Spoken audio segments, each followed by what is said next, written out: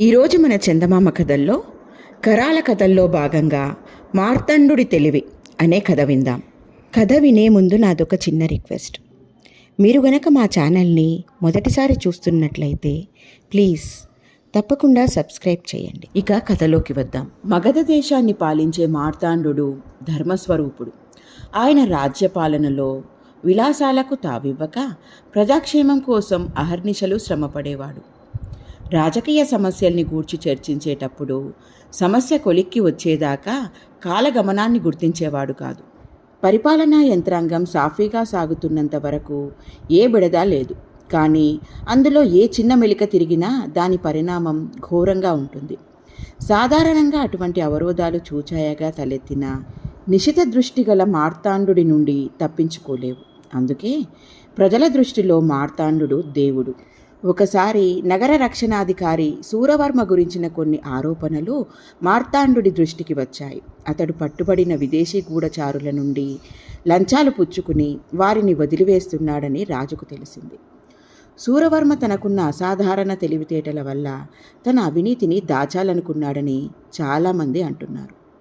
ఈ ఆరోపణలు ఎంతవరకు నిజమో తెలుసుకుందామని మార్తాండు ఒకరోజు తన మంత్రితో కలిసి మారువేషంలో సూరవర్మ ఇంటికి వెళ్ళాడు. అప్పుడు అర్ధరాత్రి కావస్తుంది. సూరవర్మ ఇద్దరినీ లోపలికి ఆహ్వానించి వివరాలు అడిగాడు.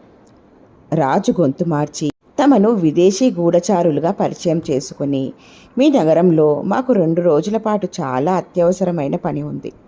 అదేమిటో మీకు కూడా చెప్పడానికి వీల్లేదు. మీరు కోరినంత ధనమిస్తాం. నగరంలో మేమున్నంతకాలం మాకే ఇబ్బందులు కాకుండా చూడాలి మీరు అన్నాడు.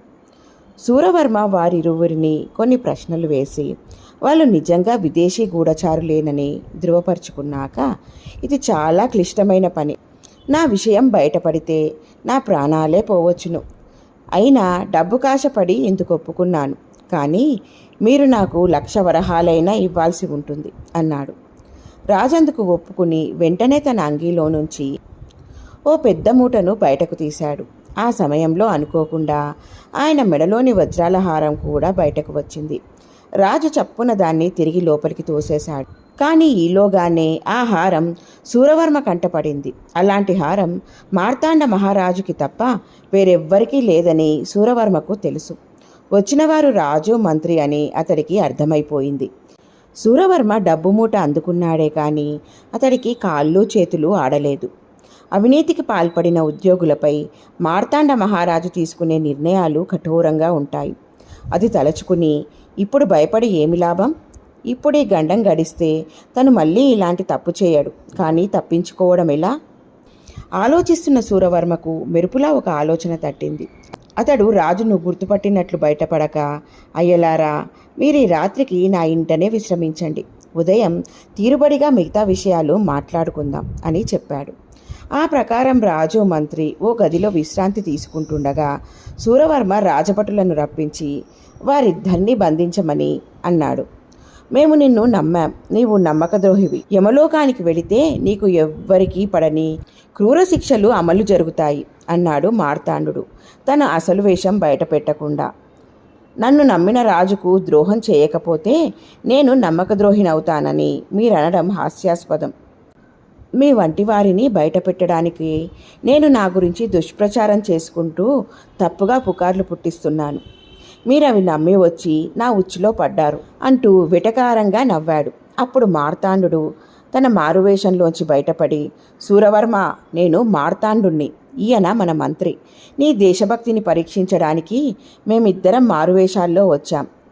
నీవు విదేశీ గూఢచారుల వద్ద లంచాలు పుచ్చుకుని వారికి సహకరిస్తున్నట్లు వచ్చిన వార్తలన్నీ కిట్టని వాళ్ళు పుట్టించిన తప్పుడు మాటలని ఇప్పుడే రుజువైపోయింది అన్నాడు. సూరవర్మ వినయంగా చేతులు జోడించి రాజుకు నమస్కరించి, ప్రభు, నా తప్పును క్షమించండి. వచ్చింది తమరని తెలియక రాజభటులను రప్పించి బంధింపచేశాను అన్నాడు. మార్తాండు నవ్వి, ఇంతవరకు నేను తప్ప బంధించడానికి నీకు వేరెవ్వరూ దొరకకపోవడమే నీ కర్తవ్య పరాయణతను రుజువు చేస్తోంది అని మంత్రితో కలిసి అక్కడి నుండి వెళ్ళిపోయాడు. కరాలుడు ఇంతవరకే కథ చెప్పి మార్తాండు తన మారువేషాన్ని దాచలేకపోయాడు. సూరవర్మ వంటి అవినీతిపరుడి మాయమాటలకు లొంగిపోయాడు. అటువంటి వాడు రాజ్యాన్ని సమర్థవంతంగా పరిపాలించడం సాధ్యమా? కానీ మార్తాండు సమర్థుడిగా పేరు తెచ్చుకున్నాడు. తన కింద పనిచేసే నగర రక్షణాధికారి మోసాన్ని కూడా అర్థం చేసుకోలేని మార్తాండుడి గొప్పతనం ప్రజల అభిమతంలో ఉందా, లేక అతడు నిజంగా తెలివైనవాడా? ఓ సవిత్వక మహారాజా, తెలిసి కూడా ఈ ప్రశ్నకు జవాబు చెప్పలేకపోతే నీ తల 1000 వ్రక్కలవుతోంది, జాగ్రత్త అన్నాడు. అందుకు సవిత్వకుడి ఈ విధంగా బదులిచ్చాడు. మార్తాండు తెలివైన వాడనడంలో ఏమాత్రమూ సందేహం లేదు. శూరవర్మ సమర్థుడైన నగర రక్షణాధికారి. సమయస్ఫూర్తి, ఎలాంటి ప్రమాదం నుంచైనా తప్పించుకోగల తెలివి అతడికి ఉంది. అయితే ధనాశతో అతడు అవినీతికి పాల్పడ్డాడు. ధనాశ మానవ సహజం. అటువంటి వారిని హెచ్చరించడం మార్తాండు రాజుగా తన ధర్మమని భావించాడు. అందుకే కావాలనే హారం బయటపడేలా చేసి తానెవరో శూరవర్మకు తెలియజేశాడు.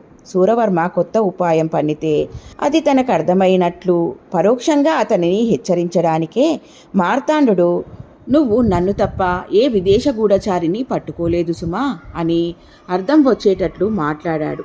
ఫలితంగా శూరవర్మ ఇక మీదట తన బాధ్యతను సక్రమంగా నిర్వహిస్తాడు. కాబట్టి మార్తాండు సమర్థుడు.